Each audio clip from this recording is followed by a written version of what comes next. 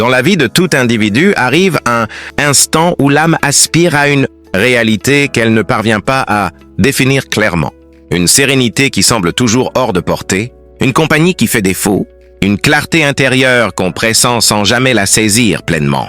Et bien souvent, on explore tous les horizons sauf celui où elle réside véritablement.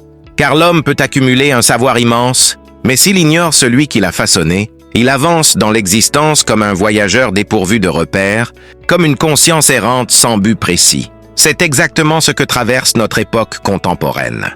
Des esprits gorgés de données mais assoiffés de significations profondes, des existences saturées d'images mais dépourvues d'orientation véritable.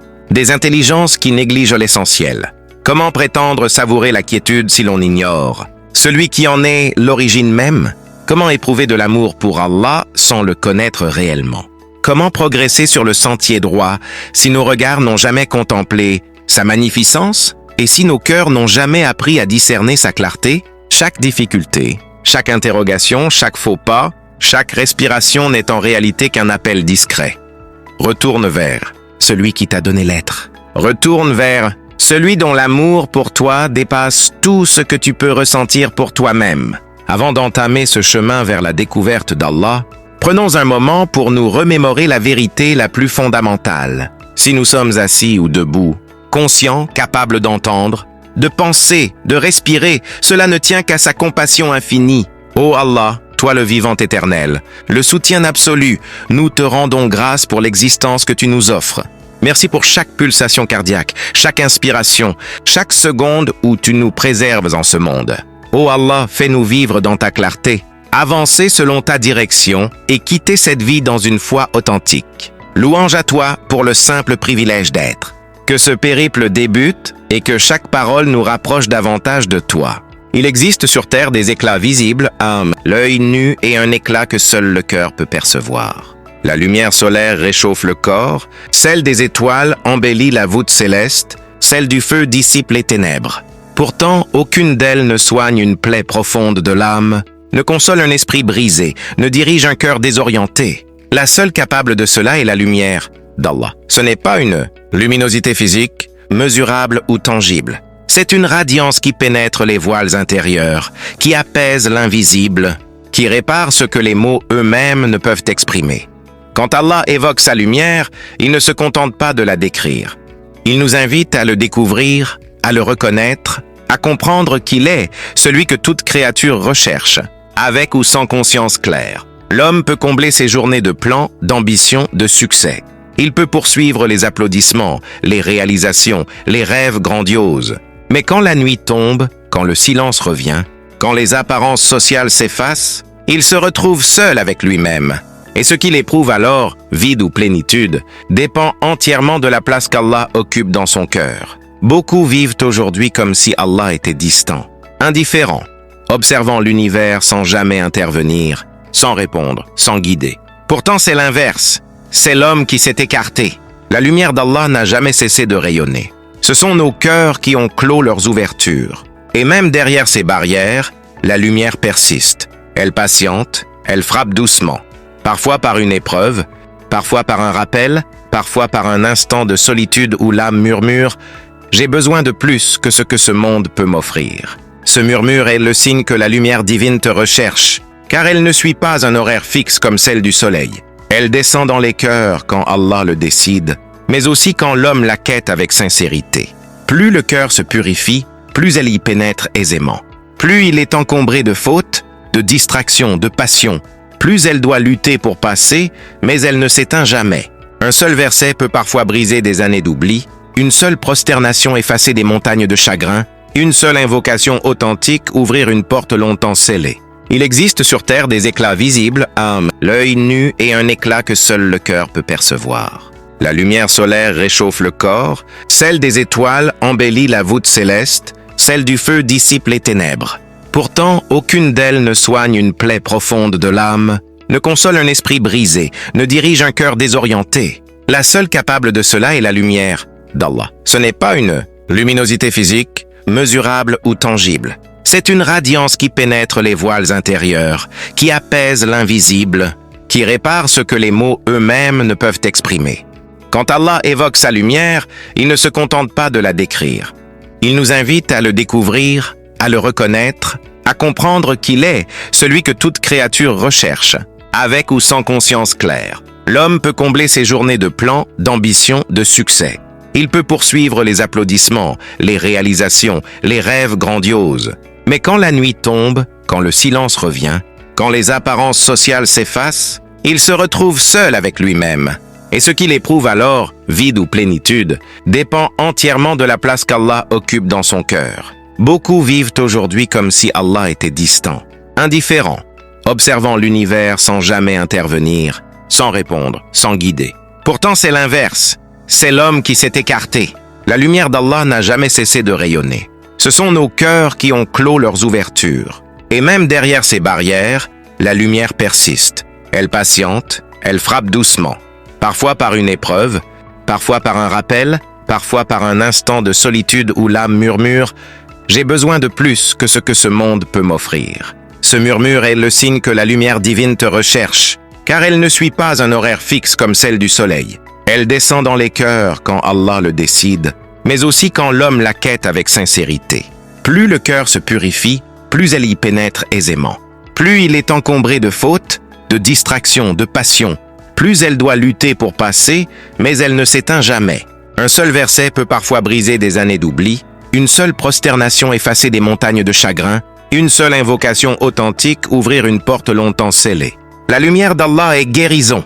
Elle soigne ce que la médecine ignore, console ce que les spécialistes ne peuvent nommer, éclaire ce que les yeux physiques ne voient pas. Voilà pourquoi certains, malgré richesse, célébrité et entourage, restent profondément égarés, tandis que d'autres, vivant simplement, irradiant une paix indescriptible. La différence tient à cette lumière. Allah la dépose dans le cœur de celui qui l'aime, de celui qui le cherche, de celui qui s'efforce de rester sincère malgré ses failles. Quand elle s'installe, tout se transforme. Les mêmes épreuves deviennent tolérables, les mêmes obstacles des étapes vers l'élévation, les mêmes pertes des rappels précieux, les mêmes souffrances des purifications. Celui qui porte cette lumière traverse l'obscurité sans crainte. Elle modifie la perception du monde. Les événements deviennent signes. Les difficultés messages, les retards protection, les empêchements orientation. L'existence entière se mue en témoignage de sa présence. Comprendre la lumière d'Allah, c'est réaliser que la véritable vie commence lorsque le cœur s'éveille. Ce n'est pas l'éclat extérieur qui transforme l'homme, mais celui qu'Allah y installe. Si tu veux savoir si elle réside en toi, observe simplement. Un verset te touche-t-il profondément? Une faute te fait-elle regretter sincèrement? Dans la solitude, penses-tu à lui? Face à une épreuve, crois-tu encore qu'une sagesse s'y cache? Ce sont là les marques discrètes de la lumière divine. Elle ne rend pas l'existence idéale mais vivable. Elle n'efface pas la souffrance mais lui donne un sens. Elle n'élimine pas les épreuves mais offre la force de les affronter. La lumière d'Allah est boussole pour l'égaré, calme pour l'inquiétude, clarté pour la confusion, amour pour l'âme affamée. Et ce n'est qu'un commencement. Une réalité douloureuse mais souvent tue. Des millions de musulmans naissent dans l'islam, mais très peu naissent réellement avec la connaissance intime d'Allah. Un abîme sépare ces deux réalités. Pendant longtemps, nous avons confondu rituels et liens profonds, habitudes et relations vivantes, héritage culturel et foi illuminée. On a enseigné aux enfants les gestes de la prière, mais rarement pour qui ils se prostentent. On leur a indiqué les obligations, mais rarement celui qui les a prescrites. La foi s'est réduite à une série de cases à cocher. Un ensemble de gestes automatiques, une tradition mécanique, une identité affichée plus que vécue intérieurement. Quand la foi reste à la surface et n'atteint pas le cœur, elle devient extrêmement vulnérable. Un doute léger peut la fissurer, une épreuve la secouer, une mauvaise compagnie l'éteindre, une illusion mondaine la détourner. On ne peut tenir solidement à une vérité qu'on connaît à peine. Ainsi, des cœurs apparemment musulmans se retrouvent vides de la présence divine et l'homme se met à chercher ailleurs ce qui lui manque dans sa propre religion. Paix, direction, espérance, sens. Le problème n'est pas un rejet de la croyance, mais une méconnaissance de celui en qui l'on croit. Cela produit des symptômes bien connus.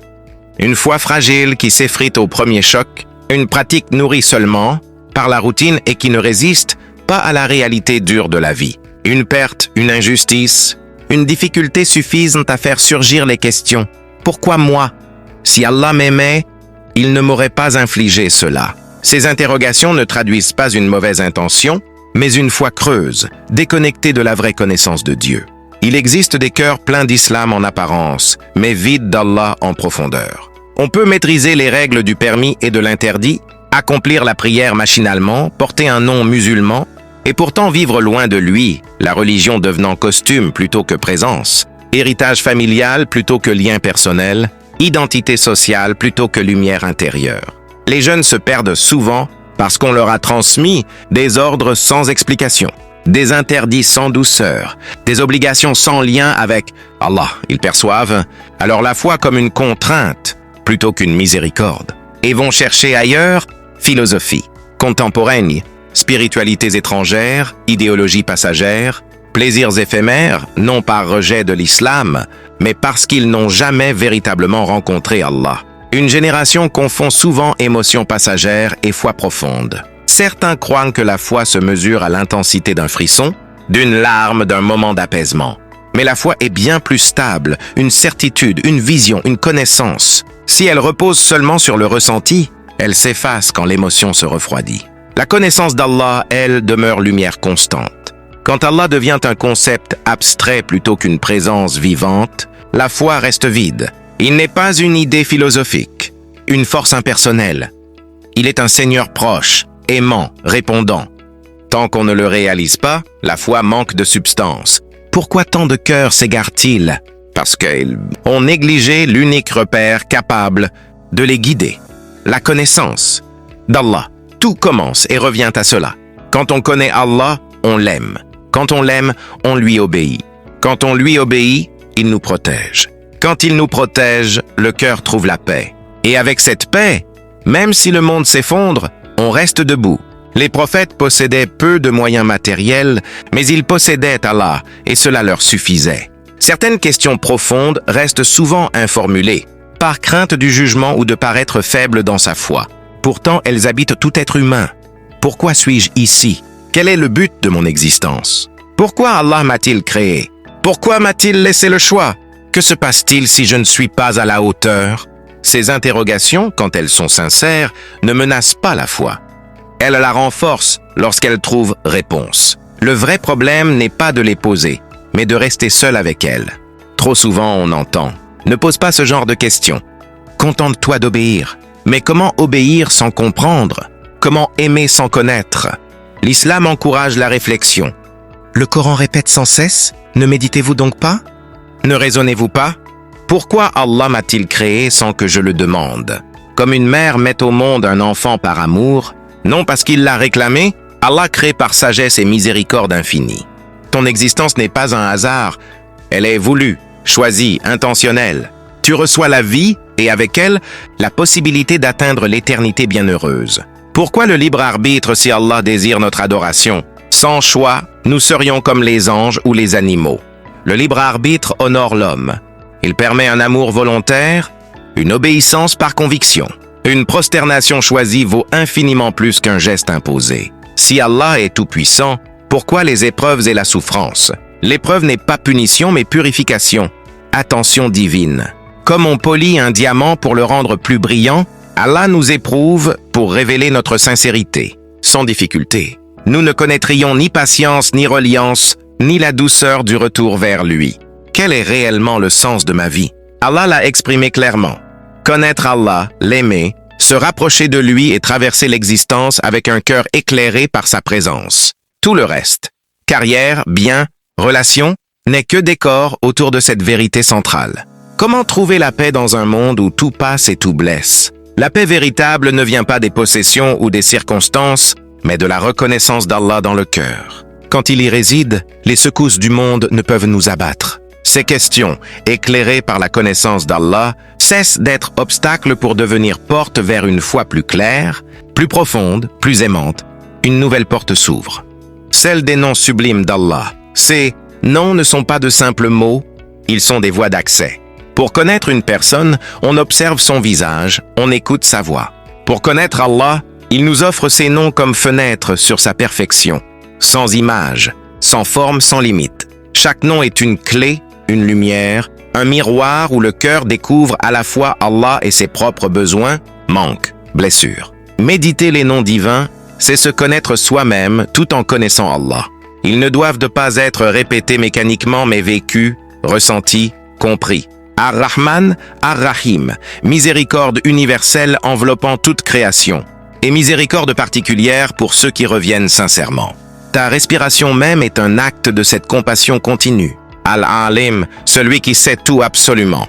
Connaître ce nom libère, tu n'as plus besoin de tout expliquer ou cacher, son regard suffit. Les épreuves deviennent alors décisions parfaitement mesurées. Al-Wadoud, celui qui aime d'un amour pur, constant.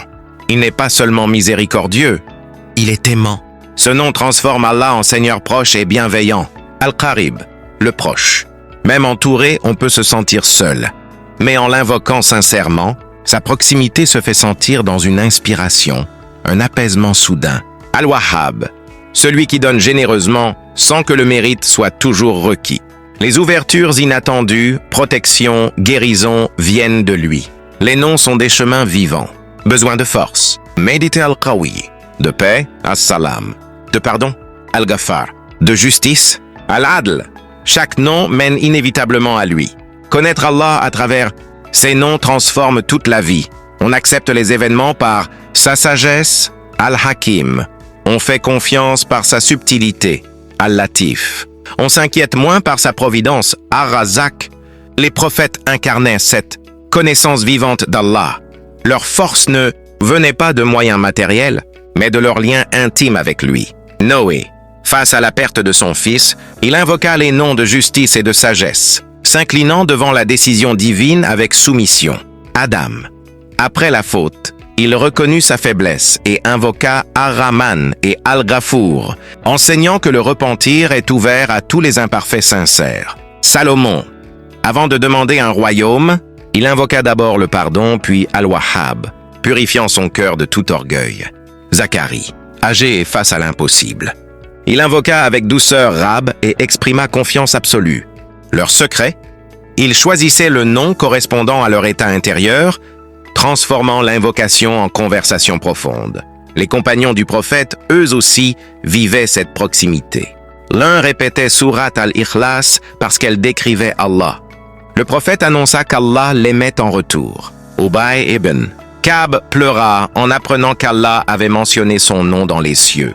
Ils invoquèrent le nom suprême avec présence totale, sachant qu'il répond toujours. Ils vivaient le Coran comme une adresse personnelle, non comme un simple texte. Leur foi n'était pas parfaite, mais sincère, et cela suffisait. Quand Allah n'occupe plus la place centrale, le cœur se remplit d'autre chose, angoisse, attachement excessif, désespoir. Sans encre divine, la vie devient plus lourde, les problèmes immenses, les épreuves injustes. Le désespoir naît d'une méconnaissance. On croit en Allah, mais on le connaît mal. Et l'on interprète mal ses décrets. Face à la douleur, certains accusent Allah par souffrance mal comprise. Les prophètes, eux, savaient que chaque épreuve est mesurée et compensée. Sans connaissance des noms comme Al-Hakim, Al-Latif, Ar-Razzaq, les difficultés paraissent arbitraires. Aujourd'hui, beaucoup cherchent la paix partout, sauf auprès d'As-Salam, la paix même. Plus ils cherchent ailleurs, plus ils s'égarent. Allah n'abandonne jamais. Même dans l'éloignement, il laisse des signes pour nous ramener.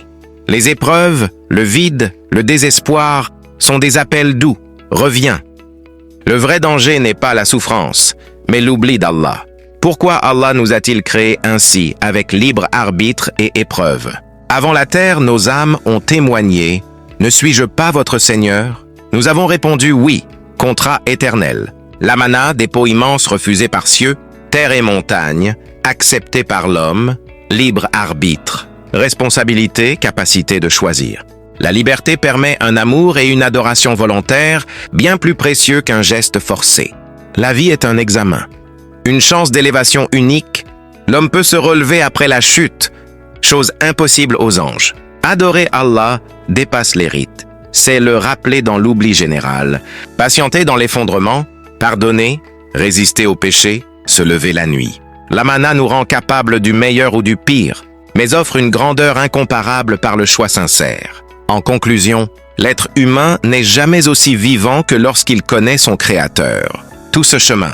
Lumière divine, fragilité du cœur, questions existentielles, non sublimes, exemple des prophètes et compagnons, piège du désespoir. Poids de la mana conduit à une seule vérité. Tu es ici pour revenir à lui. Tu n'es pas un accident. Tu es une âme voulue, aimée, attendue. Chaque épreuve, chaque larme, chaque solitude était un chemin de retour. Allah n'attend pas la perfection, mais la sincérité. Un pas vers lui et il en fait 1000 vers toi. Si tu désires la paix, la lumière, le sens, commence par le connaître. Médite ses noms, parle-lui, retourne à lui. Il est plus proche que ta veine jugulaire, plus tendre que toi-même envers toi. Que ces paroles soient pour toi un nouveau départ. Si elles ont touché ton cœur, exprime un simple « Amin » ou une pensée personnelle en commentaire. Non pour la vidéo, mais pour ton âme. Partage, abonne-toi à la Maison du Savoir Islamique pour continuer ce chemin ensemble. Chaque rappel est une semence capable de transformer une vie entière. Qu'Allah éclaire ton cœur, apaise ton âme, efface tes fautes et te guide vers lui pas à pas. Allah est avec toi.